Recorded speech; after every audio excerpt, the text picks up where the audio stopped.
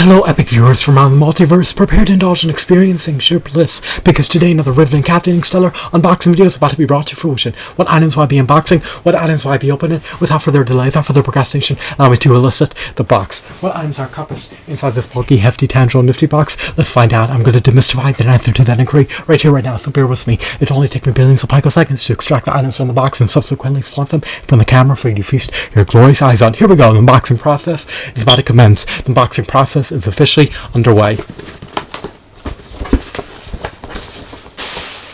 What items are obscured by these plastic bags? Let's find out. We have a plethora of Dragon Ball Z figurines. These are action figures, of course. First up is a notorious, infamous, sadistic, savage, legendary Captain Ginyu. I used to possess this figurine. Now I have reacquired him. What are my gripes appertaining to this figurine? Well, they haven't changed in over half a decade. He lacks finger joint articulation. He lacks a diaphragm joint. He cannot perform an ankle pivot. His knees and elbows are not double jointed. His head is not relegated to a disc joint. Rather is relegated to a ball joint. I love how he's adorned with armor. I love his sculpt. I love his hues. I love his textures. I love his shadings. I love his overall design. He truly embodies Captain Ginyu. I love his facial expression. He looks deranged. He looks like he's poised for combat. You can push this little button in the back to trigger his hack and slash arm action.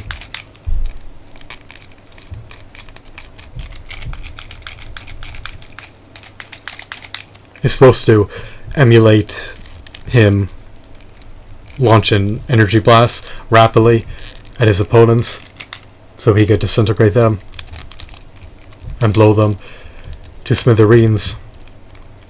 He's a bit loose at the torso.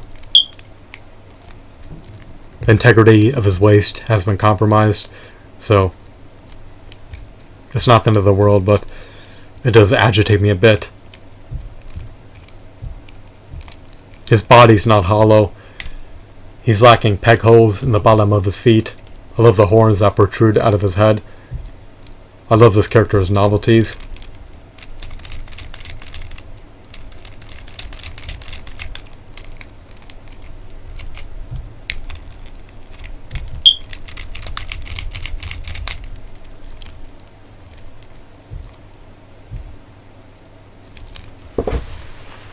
Let's move on.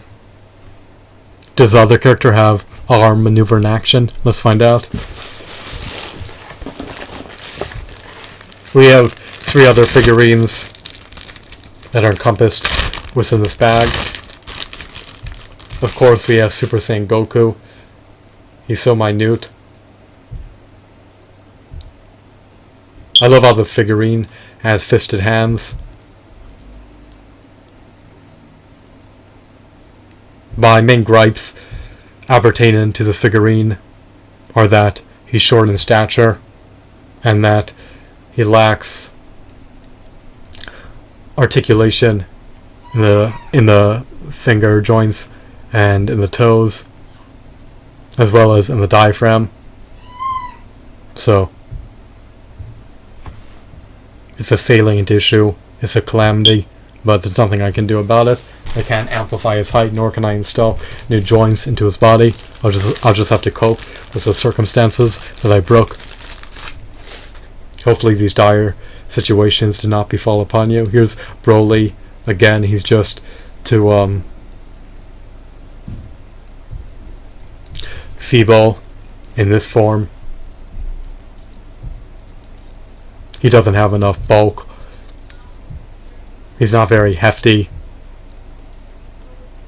He has an open hand as well as a fisted hand. I'm unsure if he can swap out his hands. He most likely can. Unlike the Captain Ginyu action figure, he can move his arms outwards and inwards. His legs can also be moved outwards and inwards. His articulation trumps the articulation of the Captain Ginyu figurine, but he just looks too scrawny. He doesn't look very menacing. He doesn't look very intimidating. He looks rather meek for a Broly action figure. I mean, even this female, I believe her moniker is Launch. He doesn't even go up to well, he goes up to her waist. I'm not even sure if he goes up to her hips. He probably doesn't even go up to her hips. So, does this look like a monster to you? Does this look like the notorious, legendary, robust, infamous, deadly, diabolical, menacing, malicious, dominating, abusive Broly? No. This is just a pitiful version of Broly, in my opinion. Why? He's just so minute.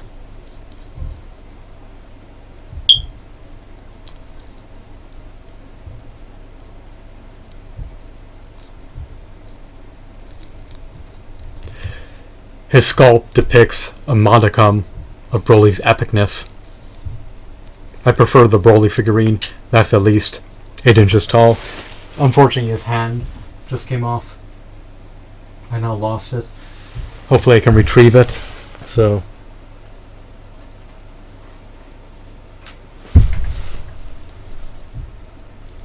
integrity of his appendage has been compromised. It's quite a shame and it's quite a pity.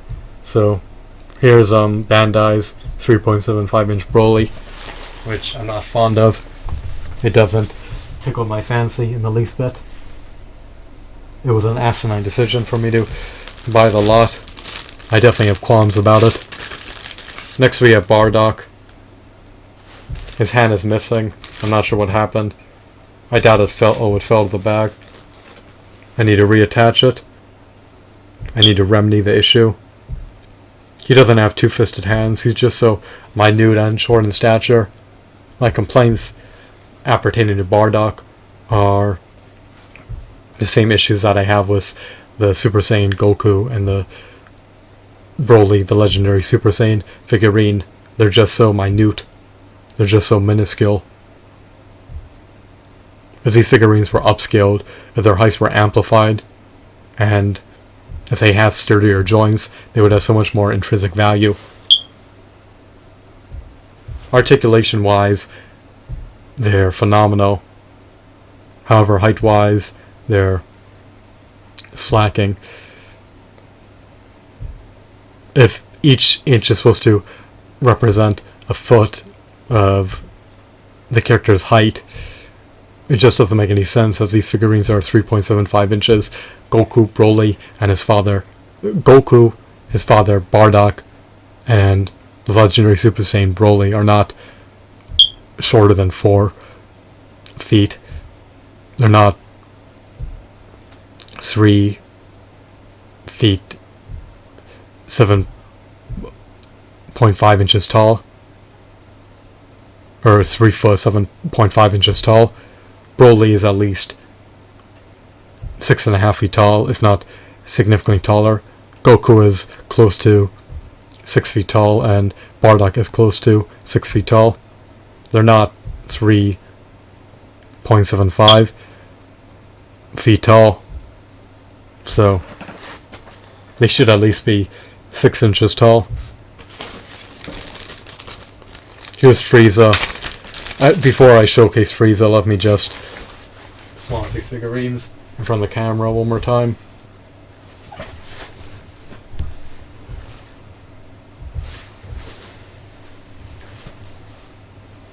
Actually, I just want to see how many more figurines I have left in the lot.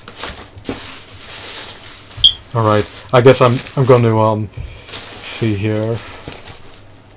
I'm just going to briefly showcase the final form Frieza figurine, and once that has been completed, then I'll desist from recording, take a break, and then commence part 2 of the unboxing in a future video. I'm dehydrated and famished.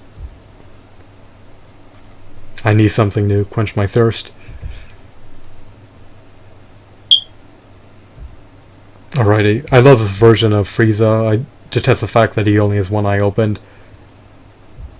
I also detest the fact that he lacks finger joint articulation. One of his appendages is unequivocally loose. It has come off the ball joint. It's quite a shame and quite a pity. Let me just showcase him.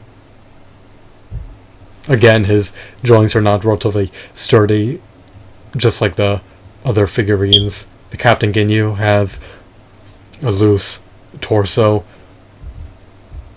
The 3.75-inch figurines have loosened hands that can easily become severed. This figurine does not even have a leg that can remain intact if you slightly move it. It's a real shame and quite a pity. I love their sculpts, I love their textures, I love their hues, I love their designs, I love their deco. The only issues that I have with these figurines are the lack of finger joint articulation, the lack of height, and the loose joints. So if those 3 issues could be rectified, then I would be a happy consumer. But I guess I can't complain too much. I paid less than $60 to procure these figurines. So once again, here's Bardock with the loose joints, Goku with the loose joints, Broly, Captain Ginyu, and Frieza in his final form. So, once again, I can't honestly recommend procuring these figurines. I need to be blatantly honest with you guys. I need to be candid. I need to express my candor. And in order to do so, I need to pinpoint their flaws and their shortcomings. Their joints are loose. They do not scale eminently well with a prodigious 6 or 7 inch action figure line. The only figurine within the lot who has some height is Captain Ginyu. The rest are just eminently short in stature. They also lack articulation in their finger joints. They lack ankle pivots. They lack diaphragm joints. So they could utilize more points of articulation. They could utilize sturdier joints, and they could utilize more height. They could also utilize more plastic. They should be a bit heftier and bulkier. They're just too scrawny and slim. They should definitely be thicker. If they were thicker, that would be ideal. It would truly accentuate their physical prowess. Dragon Ball Z characters are supposed to have defined muscle tones. They're supposed to have large biceps. They're not supposed to be dainty, feeble, or puny. They're supposed to be intimidating and menacing. They're supposed to have fortitude and zeal. They're supposed to be valiant, noble, and heroic. They're not supposed to be pitiful. So those are my final thoughts. I hope your sentiments appertaining to these figurines are not as negative as mine. You do not need to harp on negativity. You do not need to ever dwell on negativity. You do not need to ever wallow in negativity. You can if you choose to, but I have a negative outlook now. I hope that changes in the future, but maybe it won't. Maybe it will never be rectified, who knows. But these figurines do not eminently appease me, but maybe the remainder of the lot will render this purchase and decision a worthwhile purchase and decision. So off the get-go, I'm a bit agitated. I'm a bit infuriated. In hindsight, I would have paid even less than $60 for the lot had I known what they truly look like in person. But from my perspective, these figurines definitely don't warrant a premium price, so abstain from buying them, desist from buying them, neglect to buy them, save your finite monetary assets, and earmark your money for another purchase, not for the purchase of puny DBZ figurines that lack sturdy joints and that lack articulation in so many areas. Thanks for watching. I hope that you found this video to be enthralling and insightful. Have a wonderful, marvelous day. Goodbye.